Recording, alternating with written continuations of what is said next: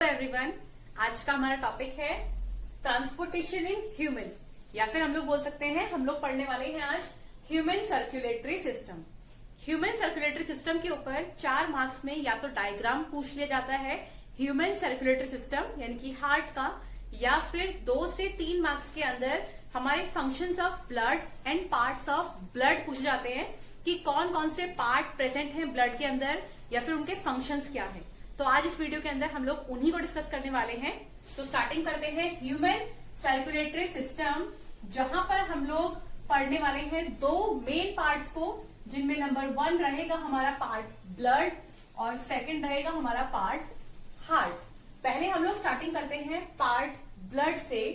अगर हम लोग बात करते हैं ब्लड की, तो ब्लड को अगेन हम लोगों ने 4 पार्ट में डिवाइड किया है, जिसपे नंबर 1 पार्ट रहता है हमारा प्लाज्मा। प्लाज्मा हमारा वो इम्पोर्टेंट पार्ट है ब्लड का जो ब्लड के साथ सर्कुलेशन करवाने में हेल्प करता है। हम लोग बोल सकते हैं प्लाज्मा एक लिक्विड स्टेट कंपोनेंट है, ये लिक्विड स्टेट में होता है। साथ ही अगर हम लोग बात करते हैं प्लाज्मा में परसेंटेज की, तो 90% प्लाज्मा के अंदर प्रेजेंट रहता है वाटर और 10% प्रेजेंट रहते हैं अदर सब्सटेंस। यहाँ पर अदर सब्सटेंस के अंदर हमारे प्रोटीन, विटामिन, कार्बोहाइड्रेट या फिर जो फूड हम लोगों ने खाया था उसके अंदर जो न्यूट्रिशन है वो सारा प्रेजेंट रहेगा इस 10% के कंपोनेंट के अंदर।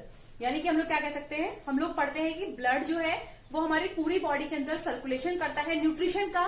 तो ब्लड के साथ मिलकर के जो हेल्प करा रहा है न्यूट्रिशन में वो कौन है, वो है हमारा प्लाज्मा, जिसके अंदर most of the part present रहता है वाटर का।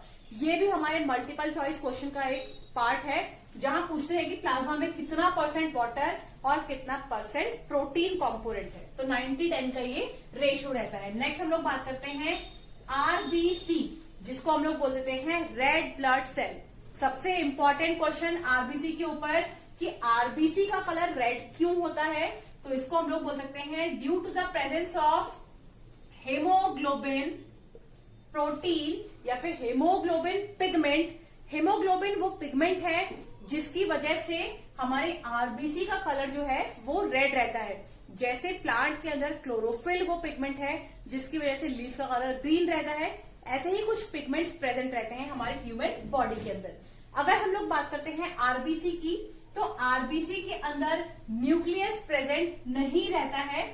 यहाँ पर न्यूक्लियाई प्रेजेंट ना होने की वजह से इनकी लाइफ लॉन्ग नहीं होती है, नो लॉन्ग लाइफ। और अगर हम लोग बात करते हैं इनके लाइफ स्पेन की, अप्रोक्सीमेट हमारे आरबीसी का लाइफ स्पेन कितना है, तो मैक्सिमम अगर हम लोग बात करें तो 4 मंथ इनका लाइफ स्पेन होता है। और हम लोग बात कर सकते हैं हमारे ब्लड के अंदर आरबीसी कितना अमाउंट में प्रेजेंट है, तो अगर हम लोग कंपेयर करते हैं आरबीसी को हमारे डब्ल्यूबीसी व्हाइट ब्लड सेल से, तो उसके कंपैरिजन में हमारे आरबीसी का अमाउंट ज्यादा ही होता है ब्लड के। आप लोगों ने बहुत बार इस क्वेश्चन को सुना होगा, which cells are known as soldier of the body, या फिर हम लोग बोल सकते हैं एंटीबॉडीज। हमारी बॉडी के अंदर एंटीबॉडीज हो या फिर सोल्जर ऑफ द बॉडी हो, इन दोनों को ही हम लोग बोलते हैं डब्ल्यूबीसी यानी कि व्हाइट ब्लड सेल। और जैसा कि नाम ही बता रहा है सोल्जर ऑफ द बॉडी, इसका मतलब है कोई भी ऐसे फॉरेन सब्सटेंस जिनसे हमारी बॉडी को इनसाइड कोई हार्म हो सकता है, कोई बैक्टीरिया, कोई फंगस, कोई वायरस, ये सारी चीजों से जो प्रोटेक्शन हमारी बॉडी को देता है वो होता है हमारा व्हाइट ब्लड सेल्स। और हमारे व्हाइट ब्लड सेल्स को हम लोग एंटीबॉडीज भी बोल देते हैं। अगर हम लोग बात करते हैं नंबर की कि white blood cell comparison to red blood cells कितने होते हैं अमाउंट में, तो आपने याद रखना है रेड ब्लड सेल हमारी बॉडी के अंदर अमाउंट में ज्यादा होते हैं, लाइफ स्पेन में कम होते हैं। लेकिन अगर बात करते हैं व्हाइट ब्लड सेल्स की, व्हाइट ब्लड सेल्स हमारे पास अमाउंट में बहुत कम होते हैं as compare to red blood cells, लेकिन व्हाइट ब्लड सेल्स का जो लाइफ स्पेन होता है वो ज्यादा होता है as compare to red blood cell. हम लोग बात कर लेते हैं प्लेटलेट्स की। अगर हम लोग बात करते हैं प्लेटलेट्स की, तो हमारी बॉडी में अगर कहीं भी कोई बाउंड हो जाए, कोई कट हो जाए, कोई इंजरी हो गया है, तो उसको जो रिकवरी कराने का काम करता है वो करता है हमारा प्लेटलेट्स। यानी कि हम लोग क्या बोल सकते हैं, अगर हमारे ब्लड के अंदर कोगुलेशन की हम लोग बात करते हैं, तो वो कोगुलेशन प्रोसेस को प्रोसीड कराता है हमारा प्लेटलेट्स। अब यहाँ पर वो कौन सा सब्सटेंस है जो प्लेटलेट को हेल्प करता है कोगुलेशन कराने के लिए, यानी कि ब्लड को रोकने के लिए। तो अगर हम लोग बात करते हैं उस सब्सटेंस की, तो फाइब्रोनोजेन वो सब्सटेंस है जो हमारे ब्लड के अंदर कोगुलेशन कराने में हेल्प करता है। यानी कि अगर हमारे बॉडी में कहीं कोई कट लग गया है जहां से बहुत ज्यादा अमाउंट में ब्लड फ्लो हो रहा है और वो नहीं रुक रहा है, तो अगर उस ह्यूमन की बॉडी के अंदर फाइब्रोनोजेन ठीक अमाउंट में है तो वो ब्लड थोड़ी ही देर में रुक जाएगा। लेकिन अगर किसी बॉडी के अंदर फाइब्रोनोजेन कम है प्लेटलेट्स के साथ, तो उस बॉडी के अंदर से ब्लड कॉन्टिन्यूसली फ्लो होता रहता है। तो इसीलिए प्लेटलेट्स के अंदर फाइब्रोनोजेन का प्रेजेंट होना बहुत इंपॉर्टेंट है, ताकि वो कट या फिर वो वाउंड बहुत जल्दी से हील हो पाए। करते हैं हमारे हार्ट की, तो हार्ट के अंदर 3 मेन ब्लड वेसल्स वर्क करती हैं, जिनमें नंबर 1 रहता है आर्टरीज, नेक्स्ट रहते हैं हमारे वेन्स, और नंबर 3 रहता है हमारा कैपिलरीज। यहां अगर हम लोग बात करते हैं आर्टरीज और वेन्स की, तो ये एक थिक ट्यूब लाइक स्ट्रक्चर होते हैं, और यहां पर ये ट्यूब लाइक स्ट्रक्चर आपस में कनेक्टेड रहते हैं by the help of capillaries, यानी कि कैपिलरीज कनेक्शन है in between arteries and veins का।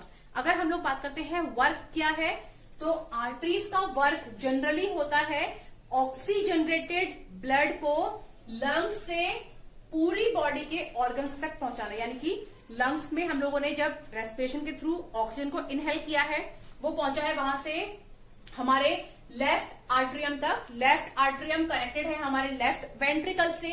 वो कनेक्शन जो है वहां से ब्लड में ऑक्सीजन को मिक्स करेगा और फिर हम लोग उसको पहुंचा देंगे हमारे बॉडी ऑर्गन्स के पास। ये वर्क होता है आर्टरीज का, यानी कि ऑक्सीजनरेटेड ब्लड को बॉडी के अंदर लेके जाना।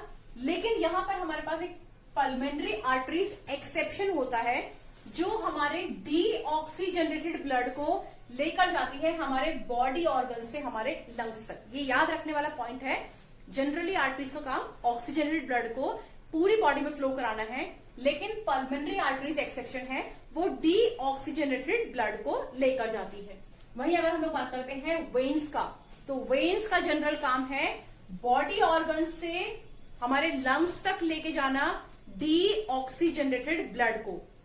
यहां हम लोग बार बार वर्ड यूज कर रहे हैं डीऑक्सीजनरेटेड ब्लड। यहां पर डीऑक्सीजनेटेड का मतलब होता है कार्बन डाइऑक्साइड, यानी कि डीऑक्सी का मतलब है जिसमें ऑक्सीजन प्रेजेंट ना रहे, उसके अलावा अदर सब्सटेंस प्रेजेंट रहे। यहां पर हमारे ब्लड के अंदर सिर्फ कार्बन डाइऑक्साइड ही प्रेजेंट नहीं होता है, यूरिया या फिर एमिनो सब्सटेंस भी प्रेजेंट रहते हैं, जिनको हम लोग आगे आने वाली वीडियोस में एक्सक्रिएशन में किस तरीके से बॉडी से रिमूव करते हैं इस बारे में बात करेंगे। तो वेन्स का काम है डीऑक्सीजनरेटेड ब्लड को लेकर जाना। लेकिन यहां पर हमारे पास एक एक्सेप्शन होता है पल्मेनरी वेन्स। पल्मेनरी वेन्स जो होती हैं ये लेकर के जाती हैं ऑक्सीजनरेटेड ब्लड को।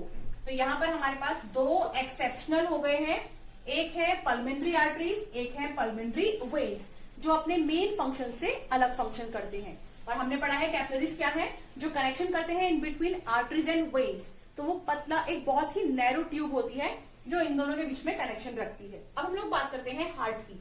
जनरली ह्यूमन हार्ट जो होता है वो 4 चैम्बर में डिवाइड होता है। यहां शो किए हैं हम लोगों ने वो 4 चैम्बर। इन 4 चैम्बर के अंदर 2 वॉल्व्स होंगी। वॉल्व मतलब connection between 2 parts, valve V1, valve V2। अगर हम लोग बात करते हैं वॉल्व V1 की, तो ये कनेक्शन होता है लेफ्ट आर्ट्रियम का लेफ्ट वेंट्रिकल से। ये हमारे हार्ट का लेफ्ट पार्ट है। वहीं अगर हम लोग बात करते हैं हमारे वॉल्व V2 की, वो कनेक्शन होता है राइट आर्ट्रियम का राइट वेंट्रिकल से। ये हमारे हार्ट का राइट पार्ट है। तो इस तरीके से हमारे हार्ट के अंदर 4 चैम्बर हो गए हैं। अब इन 4 चैम्बर के अंदर 2 फंक्शन होते हैं।